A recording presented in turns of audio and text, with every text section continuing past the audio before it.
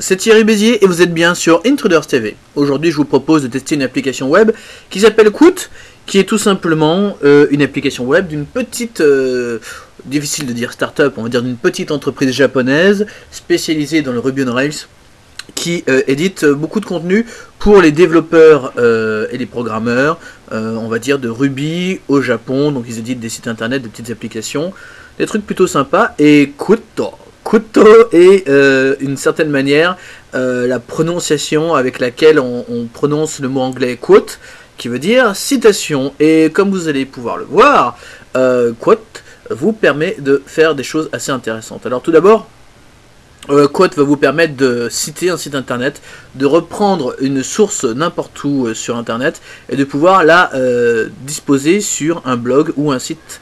Donc on va voir un petit peu comment ça se passe. Le produit est simple, mais vous allez voir que pour ce qu'on souhaite en faire, eh bien c'est largement suffisant. Il y a deux manières d'utiliser, on va dire, Qt, soit d'avoir le lien directement dans sa barre Firefox, comme vous pouvez voir ici, ou nous on va essayer directement dans la démonstration. Vous allez voir, c'est plutôt simple. Et on va pouvoir le poster à la fois sur un site internet, mais également sur un espace Flickr ou même Tumblr. Alors Tumblr, c'est moins connu pour nous, petits français, mais c'est assez populaire aux États-Unis, donc on va pouvoir voir tout ça ensemble. Alors pour commencer, on va tout de suite taper le nom d'un site internet que nous aimons tous plutôt bien, accessoweb.info par exemple. On va taper sur Qt. On va donc arriver sur le site internet. Vous pouvez voir ici qu'on a déjà des petites fonctions de Qt là, qui nous permettent d'attraper un screenshot moyen. Donc ça prend on peut pas vraiment dire que ça prend longtemps, hein, mais ça prend tout de même un petit peu de temps pour afficher la page. C'est souvent dans ces moments-là qu'on se demande si ça marche ou si ça a foiré. Alors voici comment ça se présente. Comme vous pouvez voir ici, on a l'impression d'être sur le site, mais en fait on a surtout l'impression d'avoir une image du site internet qu'on est en train de regarder. Si on passe à l'original, voilà le site original que vous connaissez. Alors, vous l'avez compris, ça a pris un petit peu de temps sur Qt, tout simplement parce qu'elle a pris une sorte de photographie de l'image. Alors, imaginons que nous, par exemple, nous souhaitons récupérer ce contenu-là pour le mettre sur notre blog, parce qu'on le trouve super sympa. On va tracer avec la souris, en cliquant, déplaçant ce petit cadre, et on va cliquer par exemple, voilà, ça c'est très intéressant, c'est 18h35, hop là, je le laisse comme ceci, et à partir de maintenant, je peux choisir ici par exemple, alors, une taille, voilà, plus ou moins grosse. Alors, la grosse taille c'est la taille réelle, la taille moyenne c'est celle-ci, donc je vais, hop là, cliquer, zut, aïe, bon, je vais le refaire. Voilà, vous voyez, vous n'avez pas besoin forcément d'être un expert en souris. Ensuite, on clique. Alors ici, on a également la taille pour pouvoir prévoir par rapport au blog ou à la destination de ce screenshot, on va dire. On fait couper.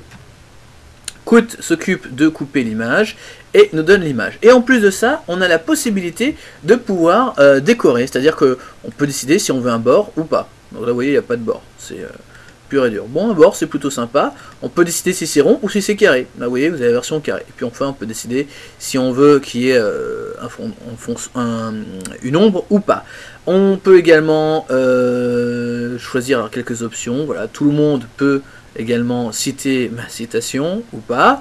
Je peux donc décider si je souhaite le poster sur un site internet. Donc si je souhaite le poster sur un site internet, ici comme vous pouvez voir, j'ai tout simplement un code que je vais pouvoir insérer à l'intérieur du corps du billet de mon blog, et puis je vais pouvoir également le poster sur Flickr. Alors ça c'est tout bête, il suffit juste de cliquer ici pour ouvrir son Flickr. Là vous n'avez plus qu'à accepter que Qt puisse prendre contrôle de votre espace Flickr, et vous allez voir, boum, vous vous retrouvez ici avec votre image, l'image qu'on avait fait tout à l'heure, avec en plus en titre le nom du site internet que vous venez de citer, ou que vous venez de quoter. Voilà.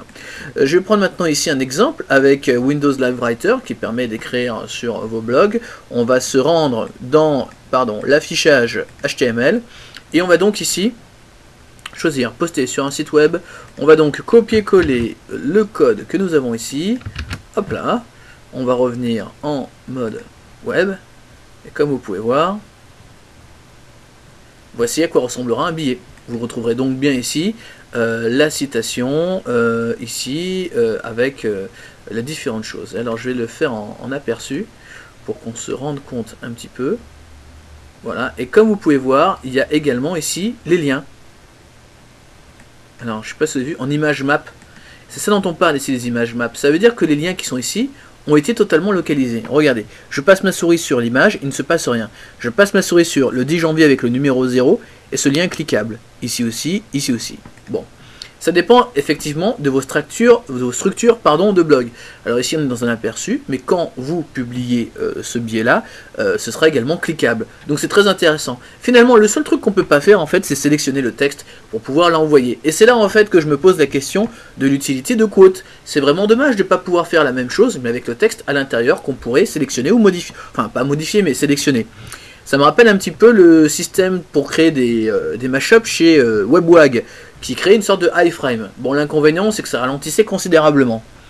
Il faudrait créer un système comme celui-ci, mais qui reprendrait, qui avalerait les informations, une sorte d'aspirateur web qui pourrait coller tout ça dans une iframe qui serait hébergée au même endroit.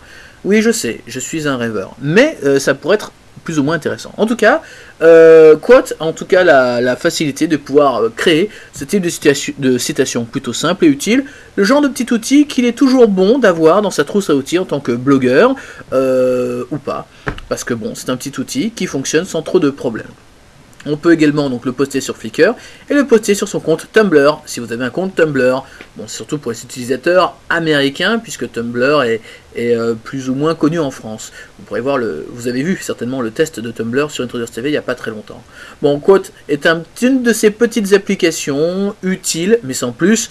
Une application qui n'est certainement pas destinée à être rachetée ou à générer du business model, mais en tout cas à faciliter la vie des blogueurs, pourquoi pas, et à créer un petit service sympathique et techniquement sans aucun défaut. Voilà, tout simplement, on lui met la note de 17 sur 20, tout simplement parce que c'est simple et efficace. A très bientôt sur Intruders TV, vous avez vu, le test était rapide, à vous maintenant de citer des tas de choses. À quand le moteur de citation pour la vidéo? Ça c'est une excellente question. A très bientôt sur Intruders TV.